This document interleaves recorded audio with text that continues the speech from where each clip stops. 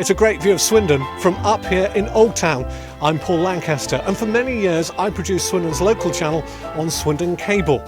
Well, one of our popular features was a look at local history. We called it Swindon Through the Years, comparing pictures of the past with those of today. Well, in this, our final feature, celebrating Swindon's 175th anniversary, we'll be looking back at Swindon's railway works. Of course, all that remains now are the buildings used by the Great Western Design Outlet and the Steam Museum. But as we'll see, there were many more besides. The railway works covered an enormous amount of land and employed a large number of people. There are images that we'll remember from 1985 that bring it all back.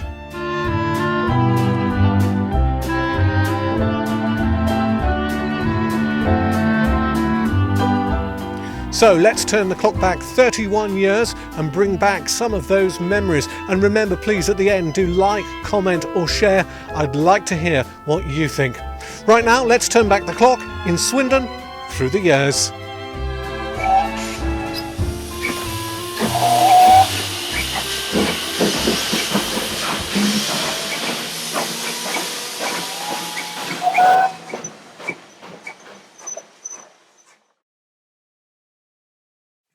We're delving into the Swindon Cable Archive, turning back the clock to 1985 and discovering forgotten sites of a railway town in Swindon Through the Years.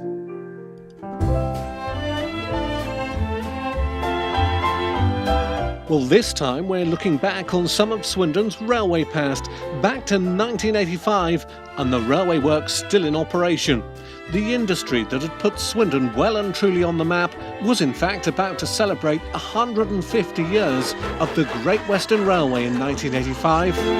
However, the powers that be put paid to that when it was announced early in the year that British Rail Engineering Limited at Swindon would close and every member of the 2,500 strong workforce would lose their jobs.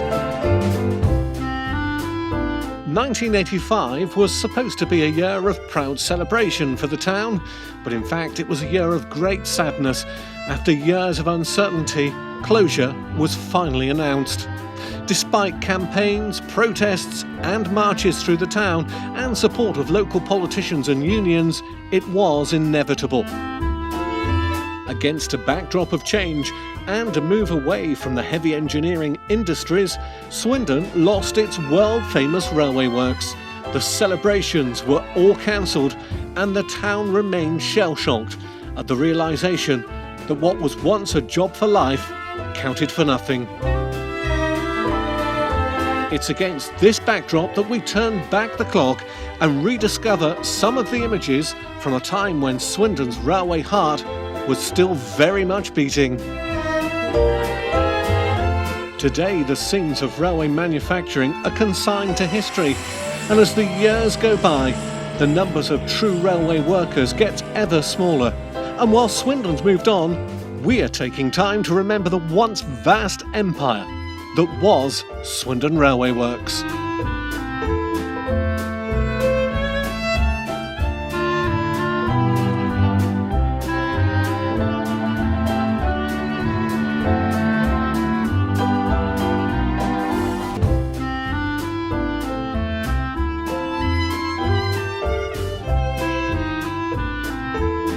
Well, let's start with this 1985 view that overlooks Swindon from Oakhurst, up from where the old hospital was at the time.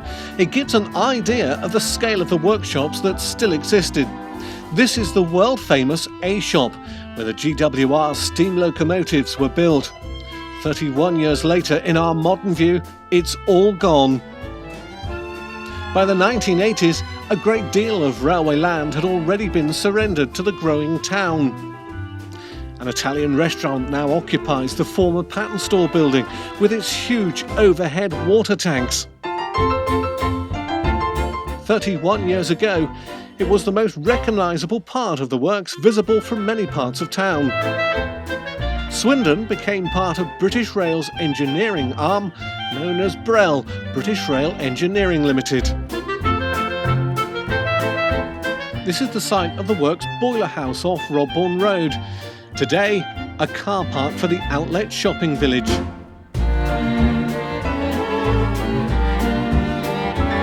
redundant diesel locomotives.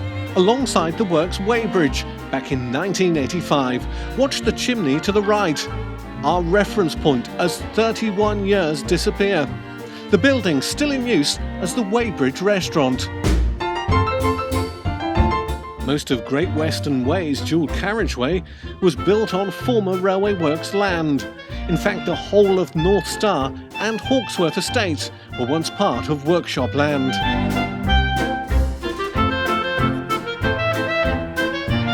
This is the former Railway Works entrance in London Street in 2016, now used to get to the Steam Museum and Outlet Shopping Centre. We turn back the clock to 1985 and a scene that's remained the same for over 100 years. The workers are pouring out from the workshops and offices. The modern BR Double Arrow logo adorns the wall, along with a coat of arms from the Great Western Railway. For many years, visitors could queue here on a Wednesday afternoon for a tour of the works. Notice the window's been replaced in the stonework, and once more the tunnel which passes under the main Bristol to London railway line is in use as access for the Churchward side. It's used to get to the Steam Museum and the Outlet Shopping Village. The signs are long gone, but the entrance has had a spruce up and is a busy thoroughfare. No longer are the streams of railway men and women making their hasty retreat home at the end of the day after hearing the echoes of the works hooter. As a young boy, I know only too well the excitement of walking through the darkness into the works on one of the rare open days, every lad's dream. The entrance still retains its character and charm, and I wonder how many family and friends have passed through the tunnel through the years.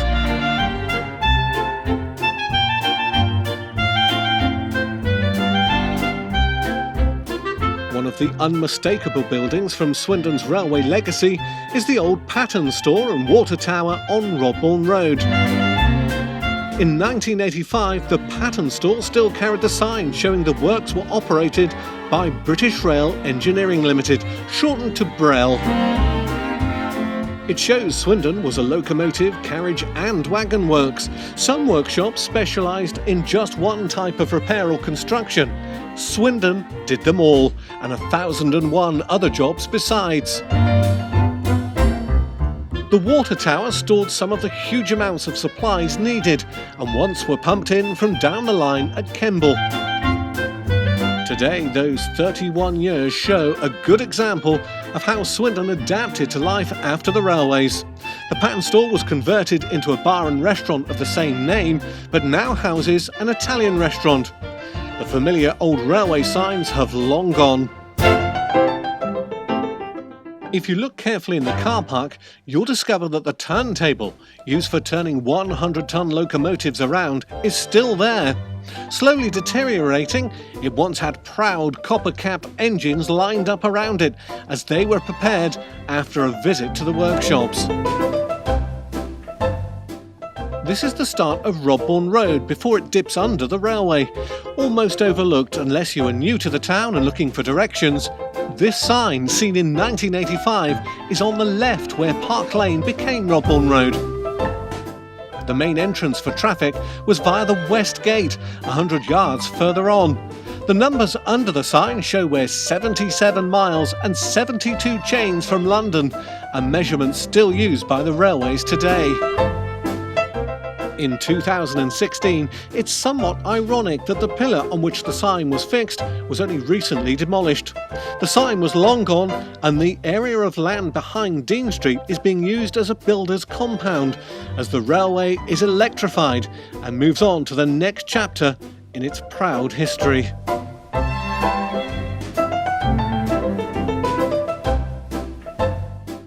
As the sign says, we're now at Newburn Crescent at the bottom of Dean Street. In 2016, these new houses were just being finished.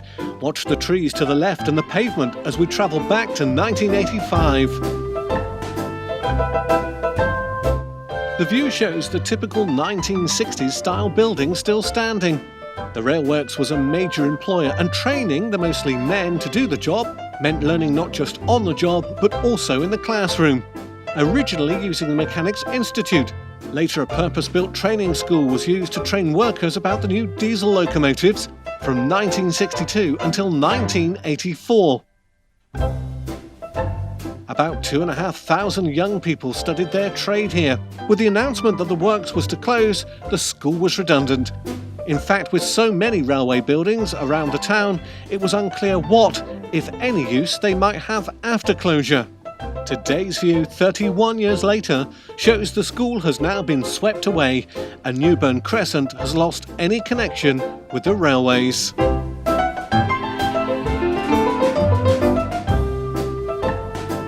This next set of images is amongst the most evocative from the 1980s.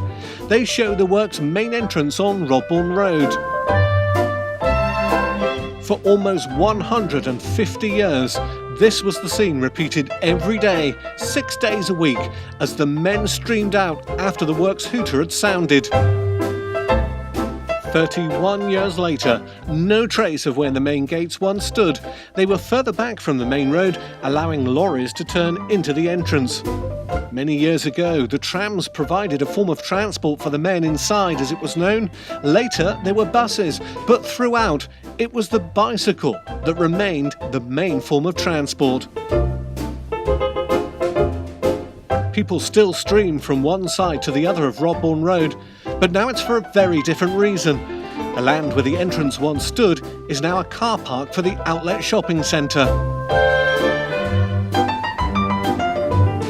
No longer do you encounter crowds of railwaymen with oily boiler suits and blackened faces and hands. It's pristine shoppers with bags of designer labels.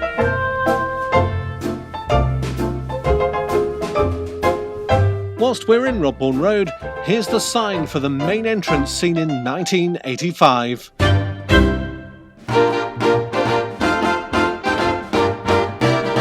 You could say its tired and peeling paint was a sign of the times and a sign of things to come.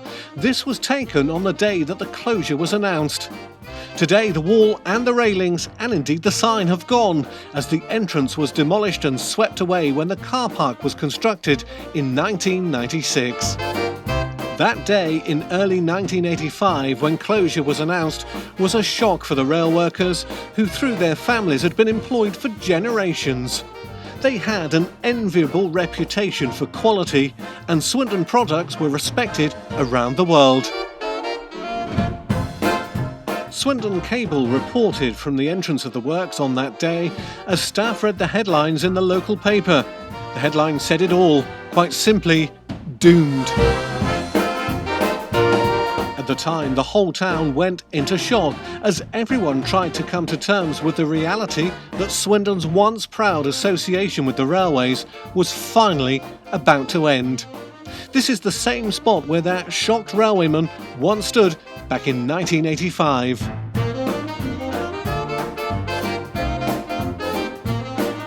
This unusual view was taken in the mid-1980s from one of the works traversers in the mighty A-shop. This used to be the biggest covered workshop in Europe and was constructed in 1902.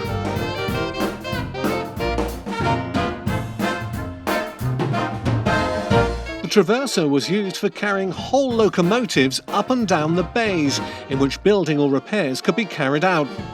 Our view shows a variety of the early diesel locomotive fleets under repair, passenger and shunting engines, cranes and bogies, a true Aladdin's cave for the railway enthusiast. We may never know the true identity of Ginger and Bill, whose names have been painted on the side of the traverser. These images are well known to locomotive enthusiasts. Swindon was almost hallowed ground. But today, the same location over 30 years later, heavy industry replaced by housing. Incredible to think that once upon a time, some of this country's smartest, fastest and most iconic steam engines and diesels were built just here, where rows of new houses and flats now stand.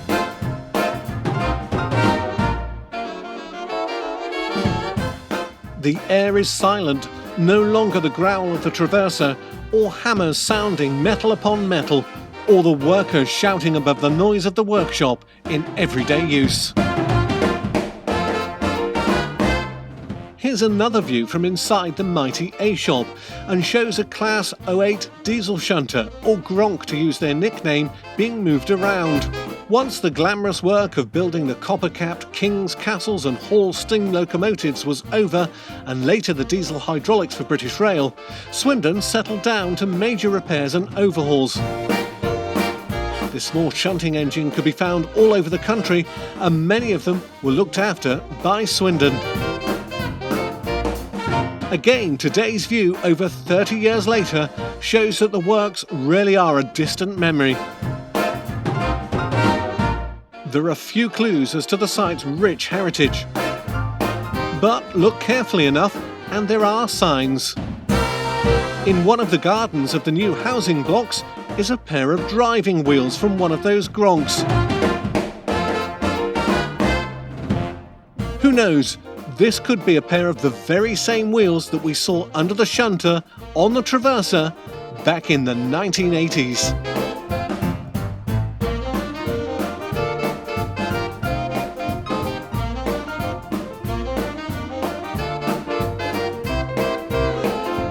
This view from the 1980s shows the asbestos removal shop. This is where the dangerous material was removed from carriages and locomotives. It had been used to insulate against noise and heat. Many Swindon men later contracted the dreaded mesothelioma, which became known as the Swindon disease, a form of cancer caused by coming into contact with asbestos. Outside the building, there are rows of redundant bogies and wheels, removed from vehicles that had already been scrapped. One of British Rail's blue and grey high-speed trains speeds by. The view today, 30 years later, has no reference point to the past.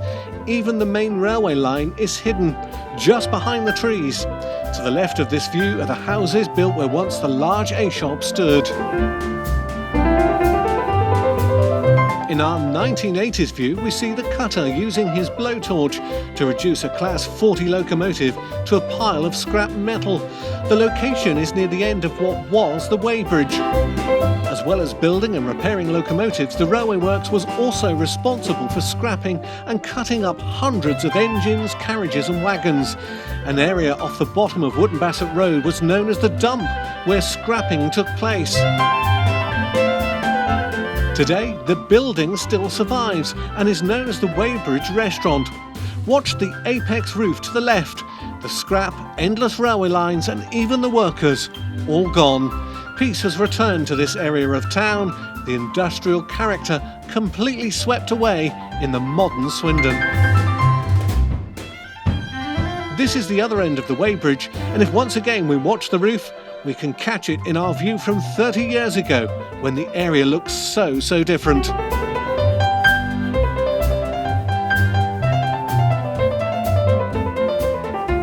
Back to the mid-1980s, and we're looking down towards the pattern store and the main workshops at Swindon. In the foreground is the main railway line, followed by a collection of rolling stock in for repair or scrapping. By this time, Swindon Works was no longer involved in building new engines and carriages. Keep an eye on the signal gantry. Over the railway, 31 years later, and the same view. The pattern store still stands, of course, but blocked out now by the trees. However, the mighty A-shop and ancillary buildings, now all gone. Even this diesel locomotive and all the wagons forming this freight train have all visited the scrap man. Only the signal gantry remains.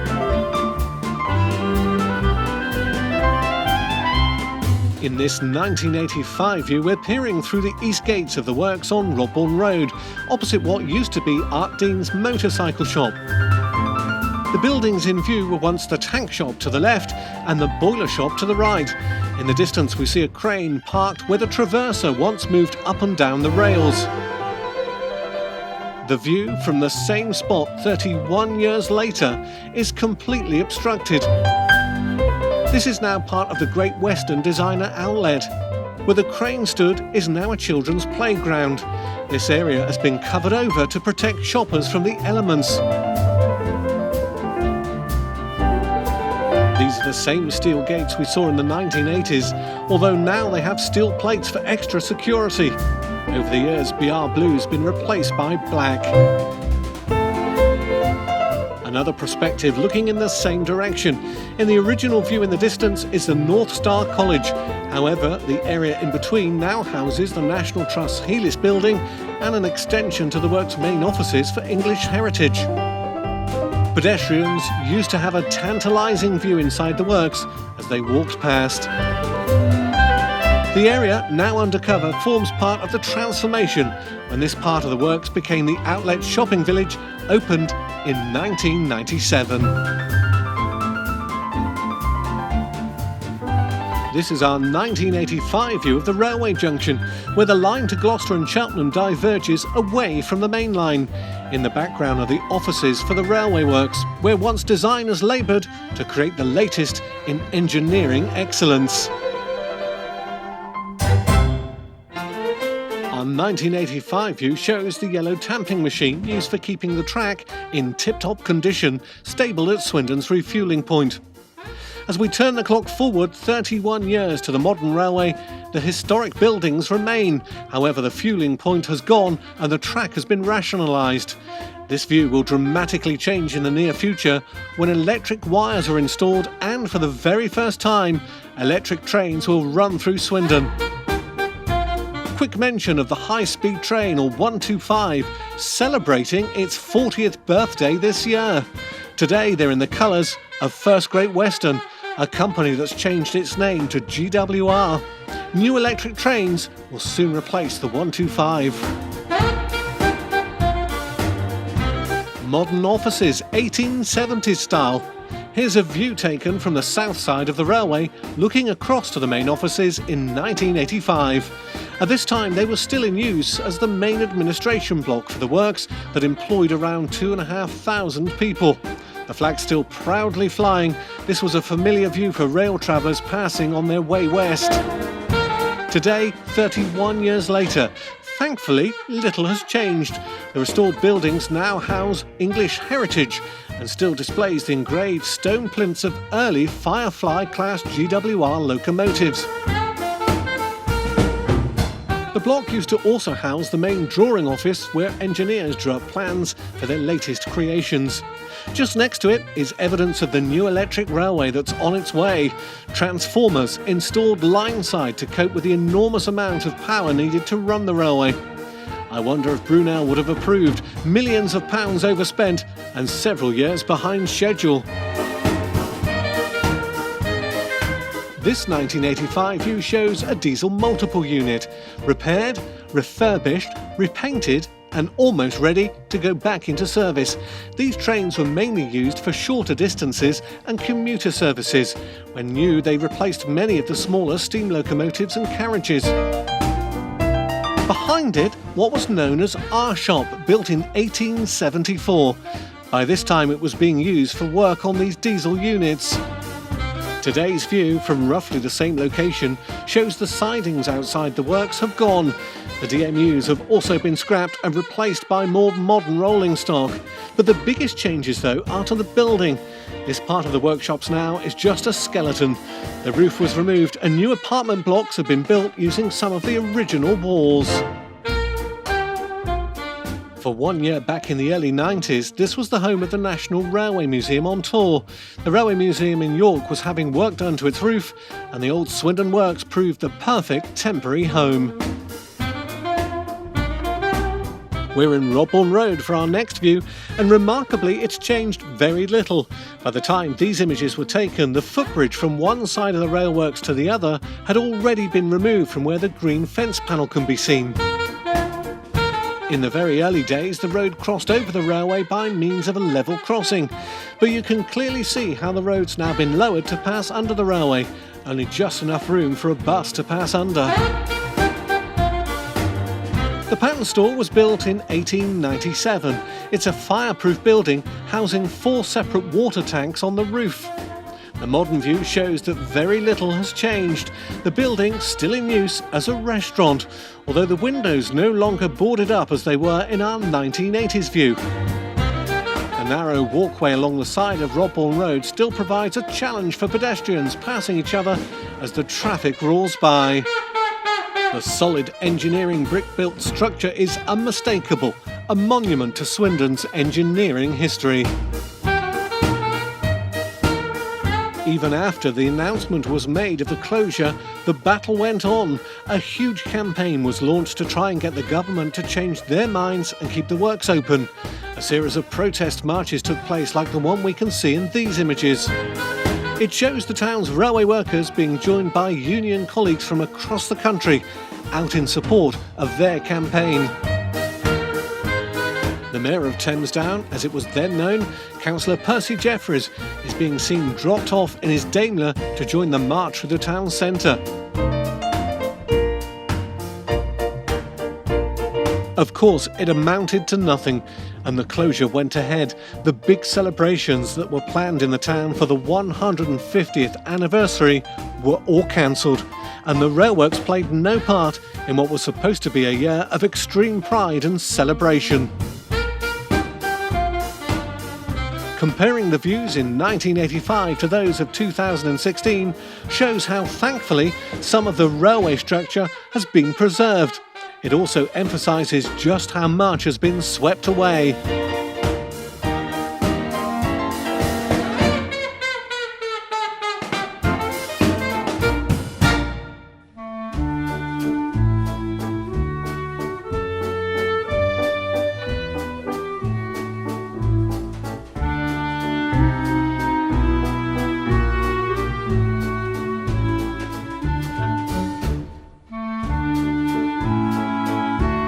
That same march through the town is seen at Regent Circus, some wag having placed a sticker on the back of the town's MP at the time, Simon Coombs. Feeling was high in the town, and many blamed the Conservative government under Maggie Thatcher for not investing in the railways.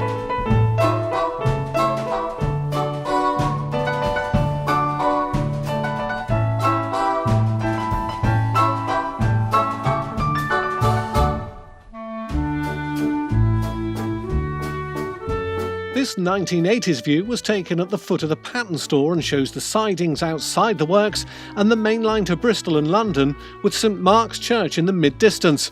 A high-speed train passes by. Here's the same view from 2016, and it's clear this land is no longer connected with the railway. The sidings have gone, and the fence prevents any pedestrians straying onto the track. In the foreground are the upper concrete decks of the bridge that passes over Rodbourne Road. The iconic HST 125 is in its last few years of service, having now carried passengers through Swindon for 40 years this year and clocked up millions of miles. This is the foundry shop next to the railway. It was extended with such precision that it's difficult to see where the original 1873 building joined the 1922 extension. Such was the detail of the Great Western Railway, wanting to maintain the view to passengers passing by. We catch a glimpse of the east end of the shop and see that over 30 years later, this building still stands. It was used as a workshop to continue steam engine preservation after the works closed in 1986. But this year it opened as an extension to the Great Western Outlet Shopping Centre. Even the chimney still remains between the two gabled roofs. The building is just across the railway from St Mark's Church and today faces Steam, the museum of the Great Western Railway.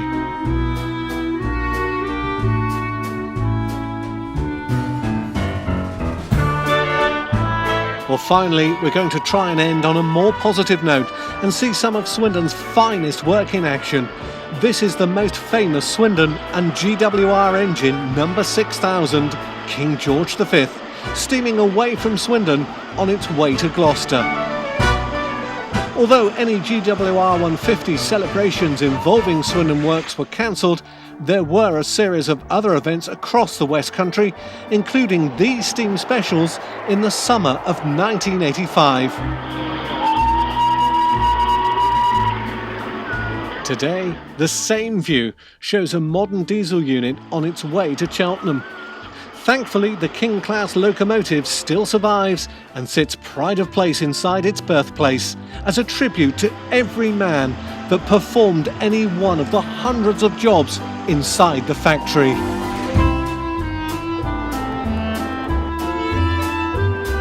"2016, Swindon's 175th anniversary year.